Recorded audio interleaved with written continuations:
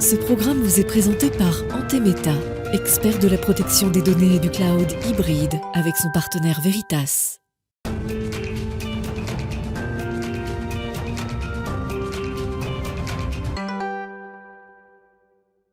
Bonjour à tous, bienvenue dans Smart Tech. Cette édition du vendredi, vous le savez, est une édition consacrée à un invité pour creuser davantage un sujet ensemble. Alors mon invité possède des pouvoirs magiques qu'il se propose de partager avec nous dans son ouvrage Mathematica. Soyez-en certains, n'est pas du tout un livre de mathématiques, mais plutôt un délice pour tous ceux qui essayent de comprendre pourquoi ils aiment ou pourquoi ils détestent tant les mathématiques. Ce sera donc le sujet de la grande interview avec David Bessy, fondateur de Tiny Clues, auteur de Mathematica aux éditions du Seuil. Et puis Smart Tech se refermera sur son grand rendez-vous dans l'espace. Il est dédié cette semaine à l'interview d'André Hubert-Roussel, président exécutif d'Ariane Group. Mais tout de suite, sans plus attendre, c'est parti, une interview mathématique dans Smart Tech aujourd'hui.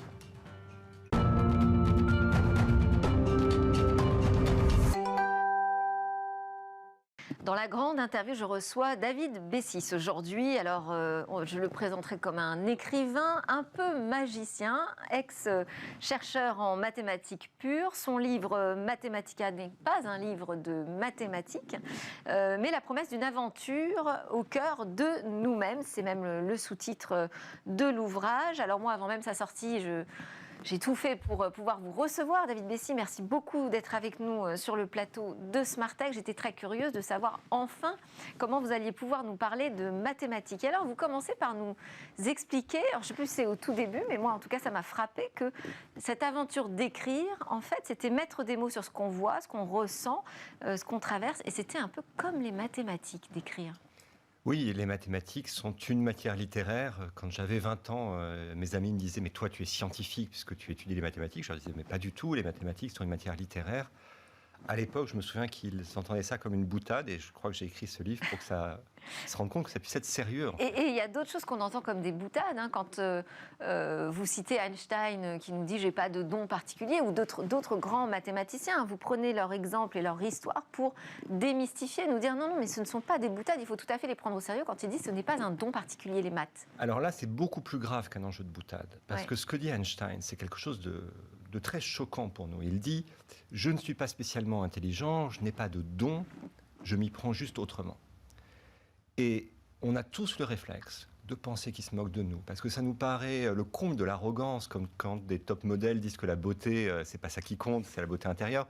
On veut pas entendre ça, on pense que c'est la provocation. Ce qui est intéressant, c'est qu'Einstein n'est pas le seul à avoir écrit ça.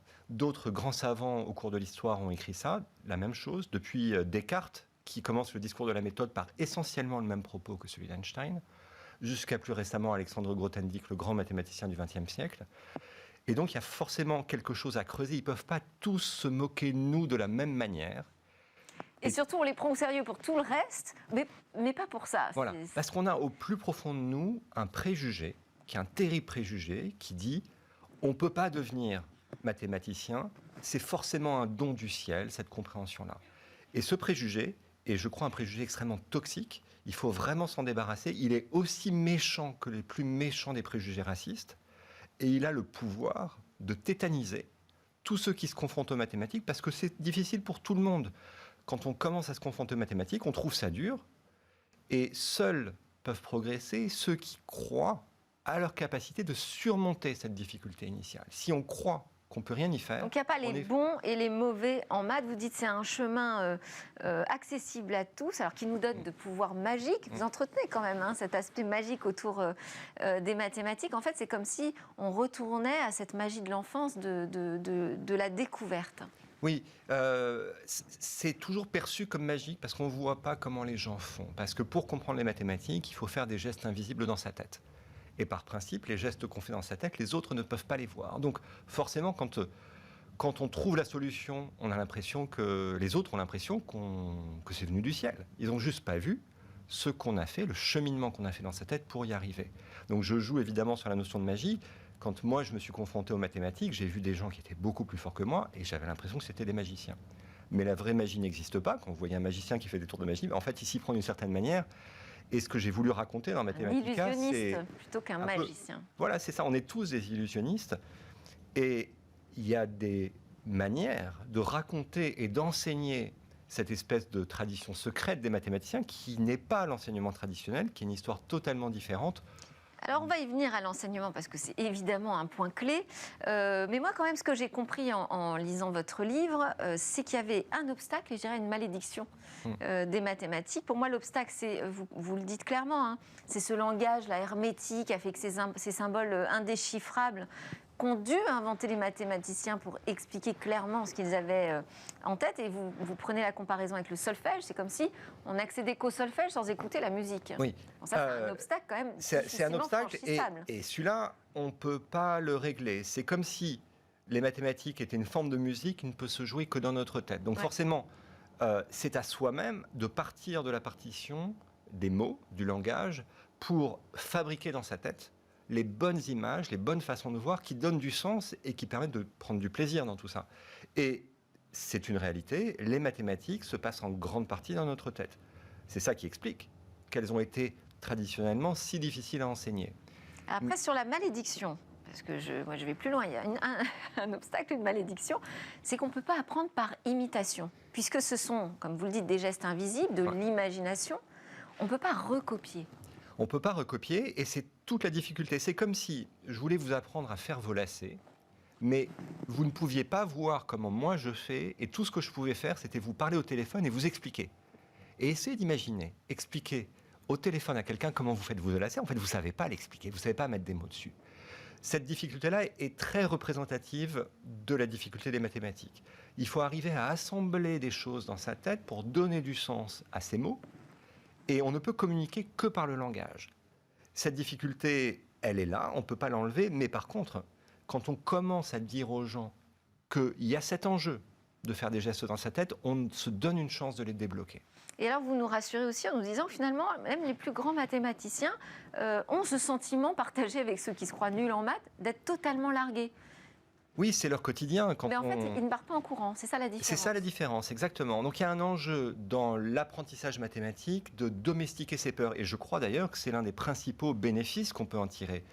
Vous savez, quand vous dites à quelqu'un « non, tu te trompes, ton intuition est fausse », généralement, les gens réagissent très mal à ça. Soit ils disent ah bon, désolé, ils s'excusent, ils frôlent les murs, ils se soumettent à une rationalité qui leur est imposée. Soit ils sont dans la toute-puissance en disant « non, mais j'ai de toute façon raison, c'est moi qui ai raison, les autres sont des cons, etc. » En fait, les mathématiques sont une sorte de discipline où on va en permanence confronter son intuition avec toutes ses failles et tous ses défauts, avec ce que la logique permet de démontrer rigoureusement, mais parfois en contradiction avec ce qu'on pense. Comment on fait pour faire dialoguer ces deux choses-là? Quand on apprend cet art, c'est une sorte d'art martial, vraiment de dialogue entre l'intuition et la logique, on devient beaucoup plus fort et on domestique sa peur de ne pas comprendre. Et vous me dites, l'intuition, ce n'est pas quelque chose de figé, on peut la travailler. C'est l'explication qui donne la réponse à la fameuse phrase d'Einstein. C'est bien parce que notre intuition, notre capacité de compréhension, notre structure cognitive est plastique, malléable, qu'on peut la renforcer. C'est bien pour ça qu'on peut devenir bon en maths et non pas naître bon en maths. Alors, on y vient à cette question quand même de l'enseignement. Alors, vous dites que c'est un véritable désastre, en fait. Hein. Depuis qu'on s'est mis en tête d'apprendre les mathématiques aux élèves, on a tout fait de travers. C'est un désastre et je ne voudrais surtout pas jeter la pierre aux enseignants. Je pense qu'ils sont pris, et nous sommes tous pris, dans un malentendu culturel qui remonte à l'Antiquité. Dès l'Antiquité, on a présenté les mathématiques comme le domaine de la logique, de la démonstration, du formalisme. Et tout cela fait évidemment partie des mathématiques, mais ce n'en est qu'une partie. L'autre partie, ce qui se passe dans la tête, n'a jamais été raconté, sans doute parce que ça faisait pas sérieux, parce que ça paraissait trop humain, trop psychologique, trop mou, et on l'a gardé secret. Ce qui est intéressant, c'est que je suis loin d'être le premier à dire ça. Descartes dit ça à propos des philosophes de l'Antiquité qui plaçaient les mathématiques très haut, mais lui-même disait c'est pas possible que ce qu'ils estimaient tant, c'était ces mathématiques scolaires qui n'ont aucun intérêt, qui sont ennuyeuses, qui sont rébarbatives. C'est forcément autre chose, une expérience intérieure, qu'ils n'ont pas voulu nous transmettre, parce qu'une fois qu'on a compris ça, c'est trop facile, en fait. Alors là, c'est quand même un coup d'épée sur les enseignants, parce que ça veut dire qu'ils garderaient un secret, ils ne nous transmettraient pas la recette magique pour nous intéresser. Alors, ça, c'est ce que dit Descartes. Moi, je n'ai pas cette vision un peu complotiste que lui a. Moi, je crois que l'explication vient d'autre chose, vient vraiment de ce contresens, qui est une erreur épistémologique qu'on se trimballe depuis des siècles, qui est de ne pas avoir pris au sérieux la dimension humaine et psychologique des mathématiques. Il y a une vision nouvelle qui est apparue. Ce que vous appelez la dimension humaine et psychologique, en fait, vous dites c'est presque du développement personnel. C'est apprendre à travailler son intuition. Oui, c'est ça toute personne qui fait des études prolongées en mathématiques prend conscience qu'au fil des ans, son intuition, sa capacité de visualisation progresse. Visualiser par exemple un cercle, une ligne droite, vous nous faites faire quelques exercices. Ce qui est intéressant, c'est que les cercles et les lignes droites sont des concepts mathématiques que vous avez appris dans la petite enfance et qui vous sont tellement familiers que vous avez l'impression de pouvoir les voir et de pouvoir les toucher. Si je vous dis imaginez un cercle, vous le voyez dans votre tête. Et si je vous demande est-ce qu'une droite peut couper un cercle en 3 points, vous passez quelques secondes, vous faites un petit dessin animé dans votre tête et vous arrivez à la conclusion que non, une droite ne peut pas couper un cercle en 3 points. Ça, c'est des raisonnements mathématiques intuitifs qui vous paraissent évidents parce qu'à l'intérieur de vous, vous avez développé, elle n'était pas là le jour de votre naissance, vous avez développé une image très claire de ce que c'est qu'un cercle et de ce que c'est qu'une droite. Et cette capacité-là que vous avez, vous pouvez l'utiliser pour... Et ça devient une nouvelle intuition, finalement. Exactement. Et vous pouvez l'utiliser pour construire de nouvelles abstractions mathématiques. Et finalement, ce qu'on fait quand on fait des mathématiques, c'est utiliser le langage et la logique comme une sorte d'échafaudage pour construire de nouvelles représentations mentales. Une fois qu'elles sont là, les choses paraissent super simples. Et cette transformation-là, quand on la vit, c'est quelque chose qui est fantastique. C'est une gigantesque source de plaisir. C'est de là que vient le plaisir des gens qui aiment les maths. Parce qu'il n'y a pas que les gens qui détestent les maths, il y a des gens qui les aiment. Absolument. Et ceux qui les aiment vraiment. Ils les aiment vraiment pour ça. Et vous dites ne jamais avoir pensé dans plusieurs dimensions. C'est comme si on n'avait jamais vu la mer ou jamais mangé de chocolat. Oui, se rendre compte qu'on peut raisonner non pas seulement en dimension 1, 2 ou 3, mais en dimension quelconque, c'est une ouverture spirituelle, réellement. Et avoir loupé ça, oui, je crois que c'est comme ne pas avoir vu la mer. Alors, il y a aussi la question de l'erreur, parce que l'intuition, parfois, nous trompe. D'ailleurs, vous nous donnez des exemples très concrets où on se heurte à la défaillance de notre intuition. Et vous dites, justement, le secret, c'est de ne pas avoir peur de l'erreur. Avoir peur de l'erreur, c'est craindre la vérité. Oui, ça, c'est une phrase d'Alexandre Grothendieck qui dit craindre l'erreur et craindre la vérité. Grand mathématicien, grand public. Peu connu, et qui a cette phrase formidable qui, je pense, devrait être la devise de toutes les écoles, en fait. C'est craindre l'erreur et craindre la vérité, c'est une seule et même chose. Celui qui craint de se tromper est impuissant à découvrir. Et l'explication de tout ça est toujours la même, c'est cet enjeu de plasticité. Ce qui nous permet de faire progresser notre cognition, c'est la confrontation avec les endroits où elle se trompe. Et quand on prend notre intuition, notre cognition en flagrant délit de se tromper, nous lui donnons une chance de progresser. Finalement, c'est ce que font les petits-enfants. On n'a jamais vu un enfant apprendre à marcher en se mettant debout et en marchant directement. Il s'est cassé la figure pas mal de fois. Et aussi, vous parlez de ce jeu d'empiècement. Ouais. On essaye de faire rentrer des étoiles dans les trous. Ouais, les parents font ça très facilement. Les enfants se demandent comment c'est possible. En fait, ils ne voient pas la forme au départ. Ils ne voient pas la forme. Et un jour, c'est la révélation. Et là, c'est la tablette de chocolat, c'est voir la mer, c'est la découverte mathématique. En fait, ils ne lâchent pas prise. Cette caractéristique des petits-enfants, qui est de pouvoir dire 100 fois pourquoi, alors qu'on leur répond un premier pourquoi et ça ne les convainc toujours pas, de pouvoir revenir devant ce jeu avec les ronds et les carrés où ils n'y arrivent pas, ça les met en colère. Mais ils réessayent de pouvoir apprendre à marcher alors qu'ils se cassent la figure des centaines de fois. Mais il n'y a que comme ça qu'on apprend, en fait. Les mathématiques, à un niveau très profond, c'est une activité de coordination psychomotrice. Et on ne progresse dans ces activités qu'en s'y confrontant. Il n'y a personne qui est monté sur une planche à voile et qui ne s'est pas cassé la figure dans l'eau. Ça n'arrive pas. Si vous pensez, quand vous vous cassez la figure et que vous tombez dans l'eau, que vous êtes de naissance incapable de faire de la planche à voile parce que c'est comme ça, vous n'avez pas eu ce don magique du ciel de savoir faire de la planche à voile, vous ne pouvez pas apprendre. Et c'est pareil avec les maths. Vous voyez la puissance du préjugé. Absolument. Et donc, vous nous dites qu'il n'est pas trop tard et on peut s'y essayer à travers votre ouvrage. Je voulais quand même vous faire réagir sur la question de l'intelligence artificielle parce qu'au-delà de 10 ans de recherche au CNRS, de l'écriture, là, c'est votre 3e ouvrage, Mathematica, vous êtes aussi un entrepreneur. Vous avez fondé votre entreprise dans l'intelligence artificielle, mais vous avez été reçu par Stéphane Soumier et dans votre interview, vous avez dit que vous préfériez parler d'intuition artificielle. Oui, c'est ce qui personnellement m'a séduit dans ce domaine qu'on appelle à tort l'intelligence artificielle. C'est que Pour la première fois, en apprenant moi-même comment fonctionnaient ce qu'on appelle les algorithmes d'apprentissage profond, qui sont au cœur des technologies nouvelles d'intelligence artificielle, pour la première fois, j'ai vu un modèle mathématique, c'est une simplification, c'est une simulation, mais un modèle mathématique qui rendait assez bien compte du chemin de progression intellectuelle du côté de l'intuition que j'avais connu au cours de ma carrière de mathématicien. Ce qui me paraissait à l'époque être de la magie, parce que je ne comprenais pas comment... Mais vous dites aussi qu'on a tort de faire le parallèle entre le cerveau et l'ordinateur. Oui, l'ordinateur, c'est la machine qui rend physique la notion de logique et de calcul.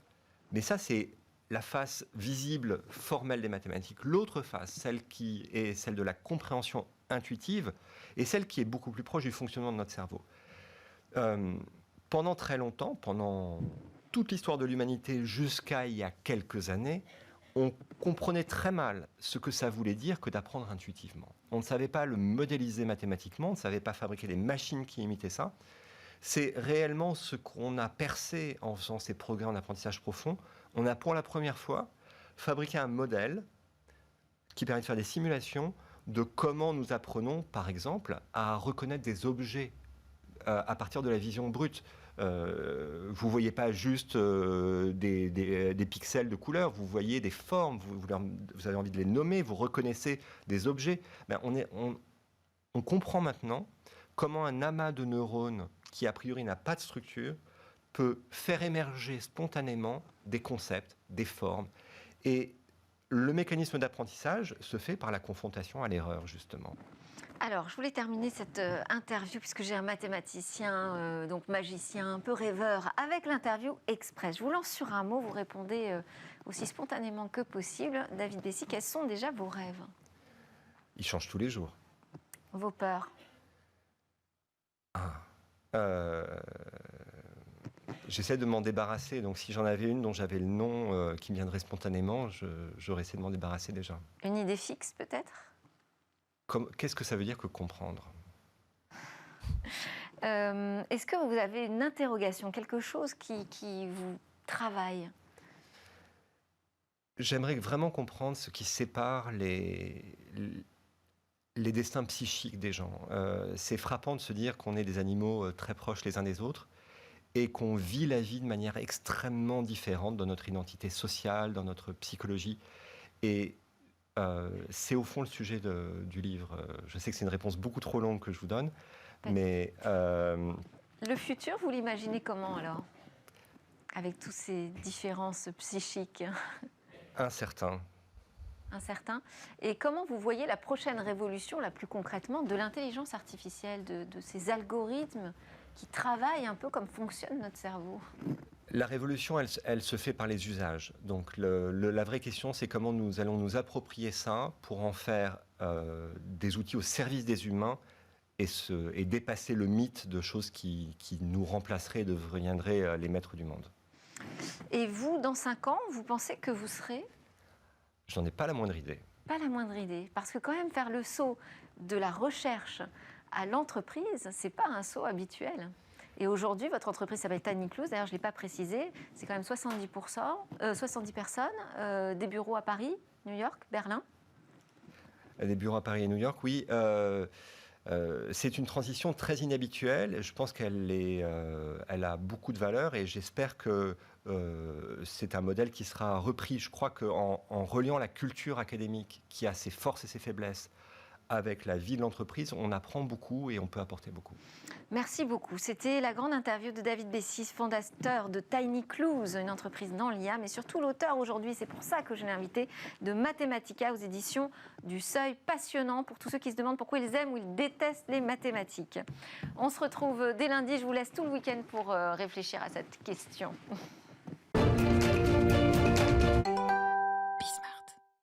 Bonjour à tous et bienvenue dans Smart Space, votre seul rendez-vous télé dédié à 100% au secteur spatial. Alors aujourd'hui, c'est une grande interview que je vous propose puisque nous accueillons en plateau André Hubert Roussel, président d'Ariane Group. Ensemble, on va parler de l'actualité du groupe français qui a tout récemment signé le plus gros contrat de son histoire avec Amazon pour le lancement de la constellation Kuiper. On va aussi parler des challenges passés et futurs, de la conception d'Ariane 6, des enjeux de compétitivité, de réutilisation, de cohabitation avec le New Space et bien sûr la très stratégique question des vols habités. Mais d'abord, pour commencer, si vous le voulez bien, André Hubert Roussel, quelques mots sur vous et sur votre histoire qui est en fait intimement liée à celle d'Ariane Group. Si je ne me trompe pas, vous êtes polytechnicien. Vous avez à un moment donné été nommé en fait à la direction stratégique d'Airbus et c'est là que vous avez pu porter cette joint venture entre Safran et Airbus, c'est ça? Donc alors, en fait, je suis donc effectivement le président exécutif d'Ariane Group, qui est une coentreprise en fait entre Airbus et Safran, qui a été créée en 2016 de la fusion des activités d'Airbus qui intègre, on va dire, le lanceur, et Safran, qui, en tous les cas, un certain nombre de filiales de Safran, qui étaient spécialisées dans la propulsion pour les moteurs de fusée. Et à la même occasion également, nous avons racheté les parts du CNES dans Ariane Espace, qui est en fait l'opérateur de lancement, qui opère Ariane 5, Ariane 6 demain, et évidemment également d'autres lanceurs comme le lanceur Soyouz ou la petite fusée Vega. Alors tout ça, je l'ai fait, effectivement, j'étais un petit peu à l'origine de ce programme Ariane 6, puisque en 2015, jusqu'en 2015, j'étais patron des programmes lanceurs en fait chez à l'époque Astrium. Et puis je suis resté chez Airbus en fait pour m'occuper là aussi de beaux challenges autour des programmes comme la 400M. Et puis je suis revenu depuis 3 ans, un peu plus de 3 ans maintenant, chez Ariane Group comme CEO. Alors, vous avez très justement commencé à expliquer cette différence entre Ariane Espace et Ariane Group. C'est vrai que ça perd un petit peu le grand public, alors qu'on comprenne bien, on y revient une seconde. Donc, Ariane Group fabrique les fusées, Ariane Espace les vend. Voilà, exactement. C'est bien résumé. C'est exactement ça, c'est très bon résumé. Et Ariane résumé. Espace fait partie d'Ariane Group? Alors, Ariane Espace est effectivement l'actionnaire principal d'Ariane Espace, c'est aujourd'hui Ariane Group à hauteur de 74%. Et puis nous avons dans Ariane Espace également un certain nombre d'autres actionnaires. En fait, ce sont l'ensemble ou quasiment l'ensemble des entreprises européennes des lanceurs dans les différents pays. Vous savez qu'Ariane, c'est un programme européen qui rassemble 13 pays européens et des entreprises phares, on va dire, de ces différents pays sont actionnaires d'Ariane Espace aux côtés d'Ariane Group. Alors avec la création d'Ariane 6, il y avait un challenge, celui de réduire les coûts de 40%, je crois. Alors d'abord, de quels coûts on parle? Des coûts de production, de coûts de vente ensuite, de commercialisation? Ce sont les coûts effectivement de production, qui comportent une part de coûts fixes et puis qui comportent une part de coûts variables, matières premières, le travail qu'on réalise et les choses qu'on achète pour fabriquer un lanceur. Et ce défi, on l'a effectivement réussi. On l'a au travers de tout un tas de choses qui ont été faites et notamment une grande différence entre Ariane 5 et Ariane 6, c'est qu'on a énormément industrialisé le produit dès le départ. Beaucoup de robots, beaucoup de machines, beaucoup de numérique aussi de bout en bout. Il n'y a plus de papier quasiment sur la chaîne de production. Et puis surtout, une grande innovation, c'est l'assemblage à l'horizontale qu'on a mis en place notamment à Kourou et qui permet de réduire. Alors aujourd'hui, il faut à peu près 3 semaines, plus 2 semaines, donc 5 semaines en fait pour préparer une Ariane 5 à un lancement à Kourou. Avec Ariane 6, il faudra 15 jours. Ça va changer énormément. Et donc, ce qui est important de préciser, c'est qu'à la fin, on pourra réduire les coûts d'accès en fait à cette technologie pour C'était pour le marché, c'était une part du challenge. C'est également, et ça reste de toute façon un défi permanent, la compétitivité sur le marché mondial est absolument essentielle, et on continue à faire des efforts, et on va continuer à faire des efforts dans ce sens-là. C'est un des éléments, je crois, qui a permis de gagner également le projet Kuiper avec Amazon que vous citiez tout au début de cette Exactement, ça émission. c'est la grosse actualité d'Ariane Group. Ce contrat, le plus gros de son histoire, signé avec Amazon, la promesse de 18 lancements attribués à la fusée Ariane 6 pour placer en orbite la constellation nanosatellite Kuiper. Un contrat négocié par Arianespace. Tout à fait, Si on un contrat comprend bien, d'Arianespace. Exactement, mais qui va bénéficier à Ariane Group.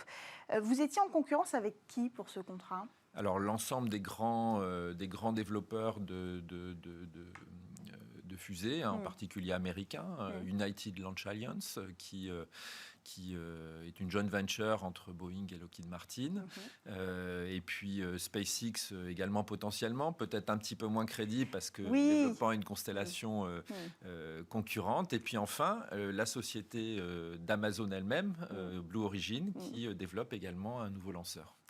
Et alors, finalement, ça a été bénéfique, cette concurrence Blue Origin SpaceX, pour l'acquisition de ce marché avec Amazon.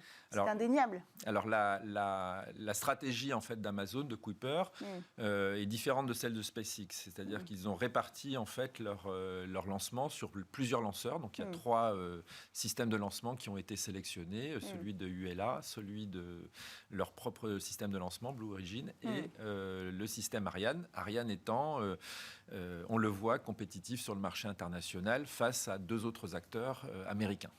Alors, on peut attendre quand ces lancements précisément ? Alors, ces lancements, ils sont programmés d'ici quelques années. La date n'a pas été donnée par le client Kuiper.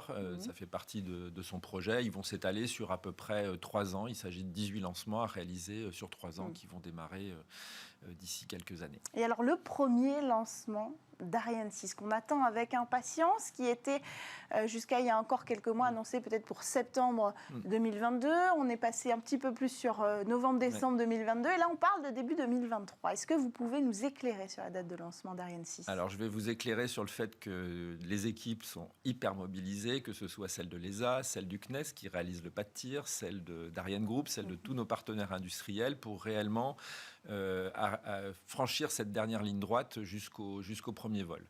La date exacte, elle sera donnée par l'ESA.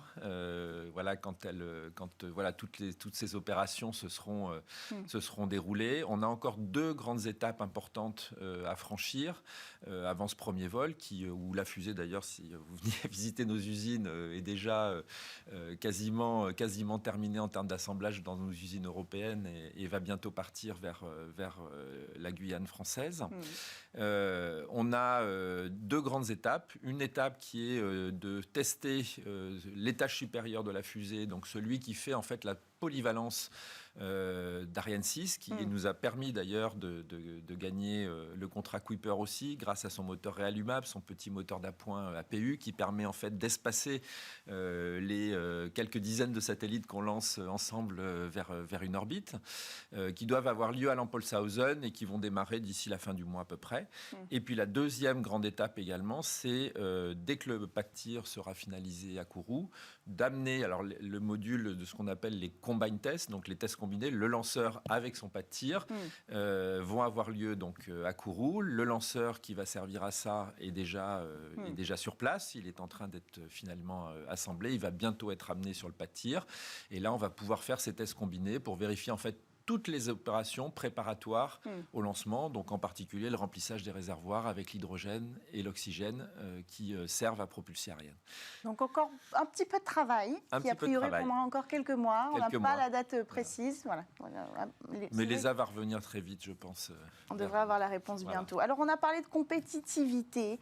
Parlons-en un peu plus ensemble. Quelle est la stratégie d'Ariane Group aujourd'hui pour rester compétitif face à des concurrents ? Vous les avez cités, SpaceX, Blue Origin, Rocket Lab également, souvent américains, mais pas seulement. En tout cas, ceux qui ont une technologie prête aujourd'hui à être utilisée sont américains. Comment Ariane Group va rester compétitif face à ces secteurs?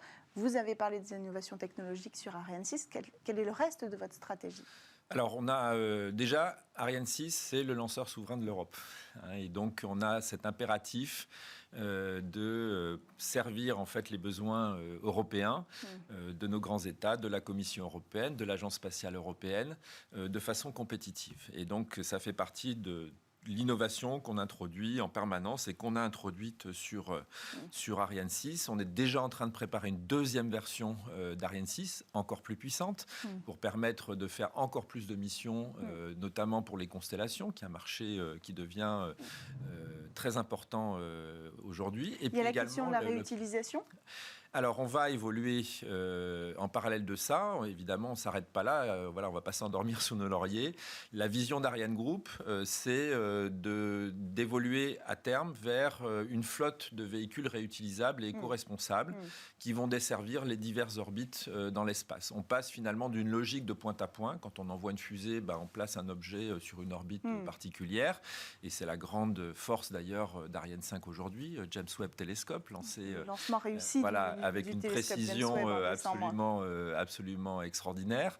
À l'avenir, on voit aussi toute une logistique spatiale se développer avec du transport à l'intérieur de l'espace et puis également pour revenir sur Terre. Donc on travaille sur la réutilisation. On a démarré et on va faire très très bientôt, dans les semaines qui viennent, le premier essai d'un moteur, voire d'un étage d'ailleurs réutilisable, le moteur Prometheus sur son étage Thémis, qui sera le démonstrateur européen pour la réutilisation.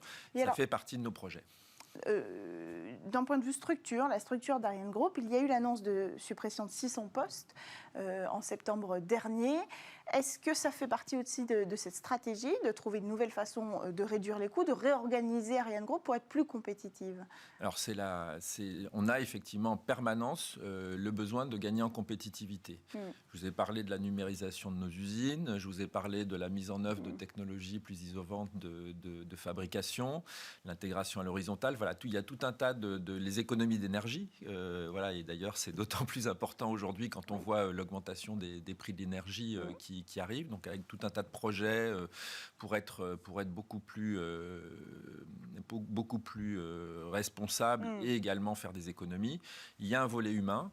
Nous avons l'année dernière signé avec nos partenaires sociaux ce qu'on appelle une rupture conventionnelle collective pour le départ d'un peu plus de 500 personnes du groupe, essentiellement et même quasiment uniquement des personnels dans ce qu'on appelle les structures, et favoriser au contraire, et on continue à embaucher d'ailleurs dans le domaine des compétences technologiques qui travaillent directement en fait sur le produit, de façon à alléger et à réduire notre point mort. Voilà. Tout ça sur la base du volontariat et avec énormément de reclassements. C'est un programme qui court déjà depuis les débuts de l'année. Plus d'un tiers des personnels ont été reclassés en interne à l'entreprise. On peut s'attendre rapidement qu'on puisse continuer sur d'autres sujets à d'autres suppressions. Enfin, ça fait partie des possibilités. Aujourd'hui, il n'y a pas de nouvelles suppressions qui sont prévues. Vous avez parlé justement de cette hausse des coûts. Tout ça est aussi dû au conflit en Ukraine, provoqué par la Russie. Russie qui était un partenaire fort de l'Europe au niveau du secteur spatial. Est-ce que cet éloignement du partenaire Roscosmos, qui est l'agence russe, a des conséquences sur Ariane Group aujourd'hui économiques? Alors c'est... Comme je vous l'ai dit au départ, Ariane Espace commercialisé, et commercialise d'ailleurs toujours, puisque les contrats sont toujours en vigueur, même s'ils ont été suspendus, le lanceur Soyouz russe. Ça a un certain nombre de conséquences fortes, en particulier pour nos clients institutionnels, et sur la prise de conscience de l'intérêt et de la nécessité de garder cet accès à l'espace autonome. Accès à l'espace souverain en matière de vol habité, c'est important de le Alors, préciser. habité, ça pourrait. Aujourd'hui, l'Europe avait un programme il y a plusieurs dizaines d'années un programme Hermès qui avait été suspendu. Aujourd'hui, c'est vrai que la question politique se repose, a été reposée par le président Macron et reposée par le directeur général de l'ESA. Et j'ai vu d'ailleurs que ce matin également, notre astronaute célèbre Thomas Pesquet repose également la question et exprime en fait la nécessité pour l'Europe, bien sûr, de continuer les coopérations internationales, mais également de se doter de la capacité autonome, indépendante, d'envoyer des hommes dans l'espace. Est-ce qu'Ariane Group est capable de fournir cette capacité d'indépendance? Alors, il y a l'industrie européenne est capable de le faire. On a participé à tous les programmes de vol habité, et en particulier en ce moment sur le retour de l'homme dans l'espace côté américain. Donc, il y a de nombreuses compétences en Europe, un tissu industriel extrêmement riche, des technologies qui sont toutes présentes. Donc, on serait capable, oui,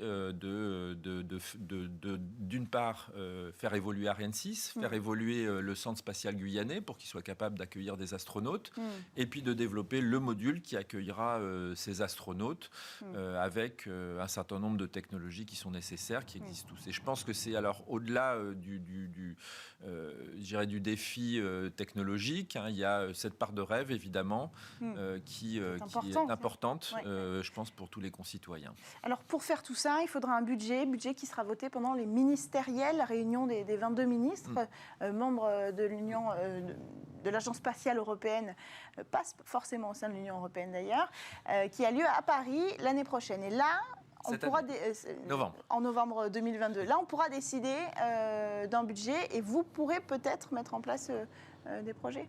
Alors, ça fait partie des propositions que nous avons faites et soumises à l'ESA, qu'elle va soumettre à ses États membres, souscripteurs. C'est une conférence qui a lieu à peu près tous les 3 ans.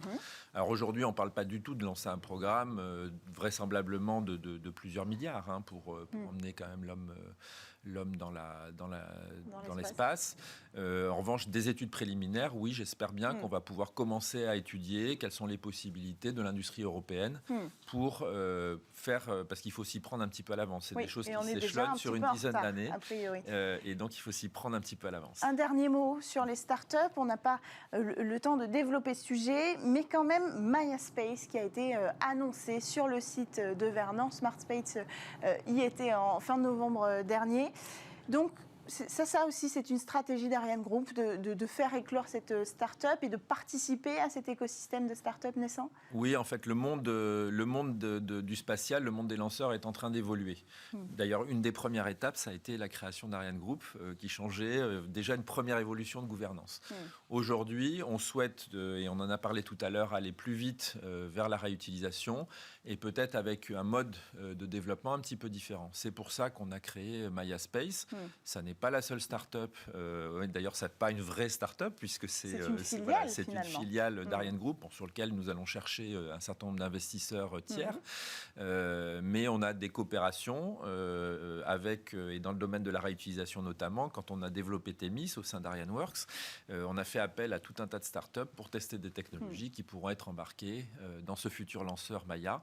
Et vraisemblablement dans les futurs lanceurs, les gros, plus moyens et gros lanceurs que nous pourrons avoir dans la future famille des lanceurs européens. Ce sera donc une cohabitation pour Ariane Group et les startups françaises et européennes du New Space. Merci beaucoup André Hubert-Rossel d'être venu sur le plateau de Smart Space pour nous dévoiler les challenges qui vont s'annoncer pour Ariane Group. Merci à tous de nous avoir suivis. On se retrouve dès la semaine prochaine sur Bismart.